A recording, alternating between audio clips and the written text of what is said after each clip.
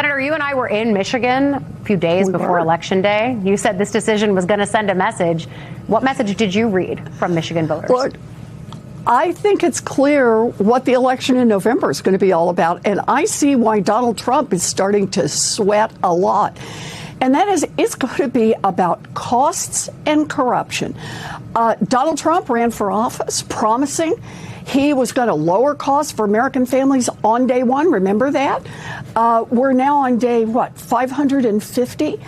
And costs are up for everything, for gasoline, for groceries, for health care, for housing. Trump has driven up costs. And this is a key part of what Abdul ran on. In addition, it's Trump's corruption.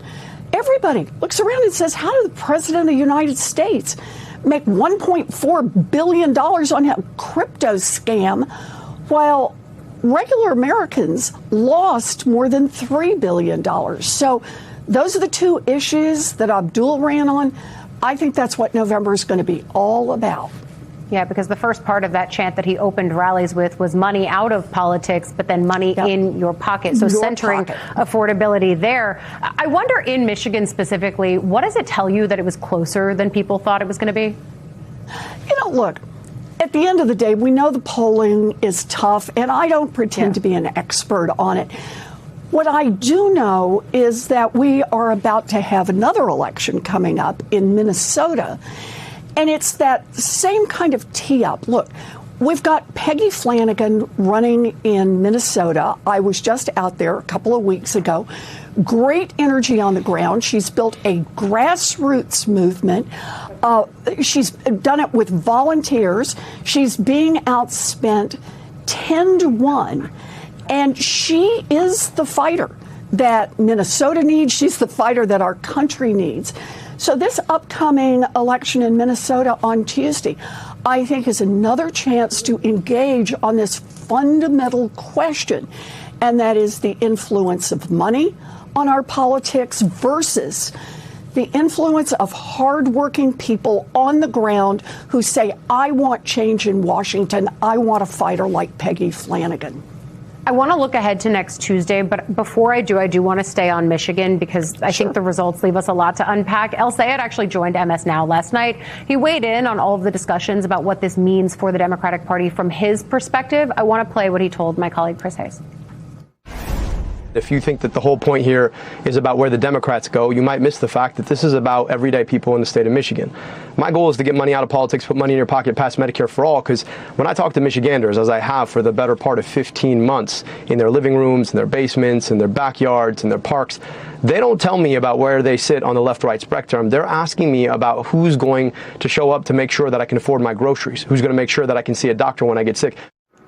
And of course, that was Jacob in for Chris. But we learned that Haley Stevens introduced El Sayed at a Michigan event this morning. Unity is the word that we keep hearing. And I wonder, the unity is supposed to breed a new coalition. And I wonder if you're thinking about his coalition of expanding the map of Democrats who have previously voted in Michigan but haven't. Or because there's an idea that's in this general that you'd have to win Trump voters in addition to Democrats. Does El Sayed accomplish that in a different way than other Democrats can? He accomplishes it, I think, by being very clear about his message.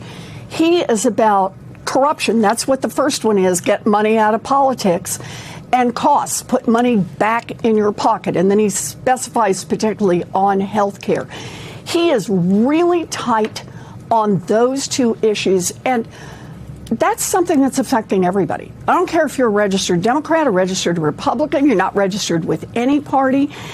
It is the heart of what's happening on the ground in America right now. And it is ultimately the strength of these campaigns that are built on grassroots, not on millions of dollars of outside money that comes in, but the real, the $10 contributions, the people who volunteer, the people who knock on doors. I think that's the real shift that we're seeing. And I've seen Abdul, I've been there with him to campaign with him. He connects with people and reminds them ultimately the power is with people. It is with voters. And that energizes folks to get into it, to get into this fight. That's how we're going to win in November. And so voters are voting, of course, on Tuesday, as you mentioned, in Minnesota. You've got the Flanagan race there where you've endorsed. They're also voting in Wisconsin, where it sounds like Francesca Hong, who is running for governor there, a Democratic socialist, is going to be on the ballot and seems to be the likely nominee. You haven't endorsed there, but is she someone that you might campaign with if she wins the nomination? Look, she wins the nomination. I am there to help however I can. I want to see Democrats win in November. And the reason I want to do that is because we are so tightly focused on these questions around cost and corruption. You know, I was just down in Georgia this past weekend to be there partly to campaign for Senator Ossoff, who's running for re-election. But I was also there to talk about the Road to Housing law that we've just gotten into place. And I think it has a place in this whole discussion. Here's this bill that actually tackles the question of the rising cost of housing, got a lot of provisions in it to help increase supply and bring down the cost of housing, but also, for the first time ever, beats back private equity and says you can't come in and buy up all the houses in our cities and towns and turn us into a nation of renters. The reason I think this is so important is that when Democrats are out this fall talking about costs and talking about corruption, we now have receipts. We're not just talking about it. We delivered on Road to Housing. There will be people who will be able to afford their apartments, afford their homes, because of the hard work that we did. And we did it on a bipartisan basis. Yeah. Donald Trump walked away from it. He doesn't care about lowering costs. But we did that work. And that's a way to say to voters, whether they're Democrats, Republicans, or independents, we are here to lower your costs. That's what Jon Ossoff is running on. That's what Democrats all around the country are running on. And I'm all in for that.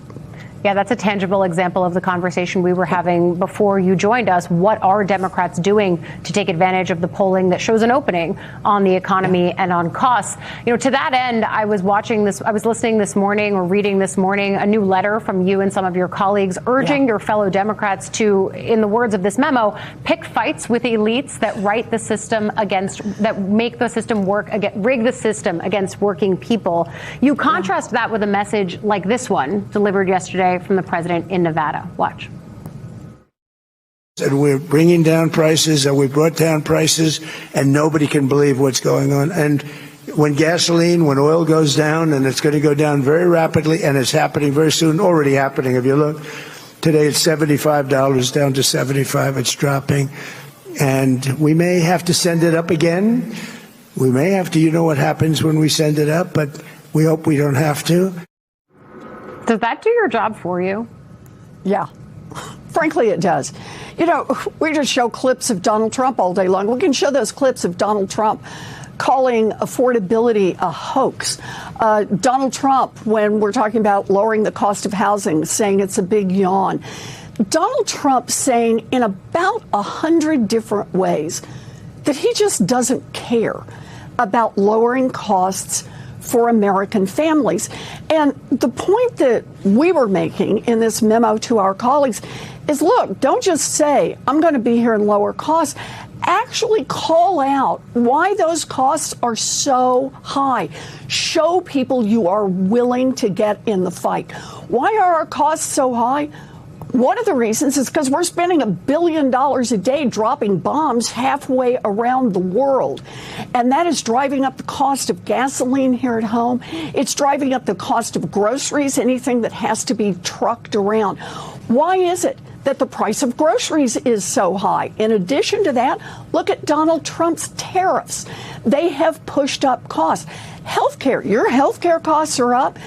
Donald Trump cut our investment in healthcare and our help for people, Americans, to get their healthcare in order to give tax breaks to a handful of billionaires and billionaire corporations. Show the American people that you know what's wrong and you have a plan to fix it and that you are willing to get in the fight and do it. I think we've got a lot of folks who are willing to do that. That's Peggy Flanagan, that's John Ossoff, that's Abdul Al-Sayed.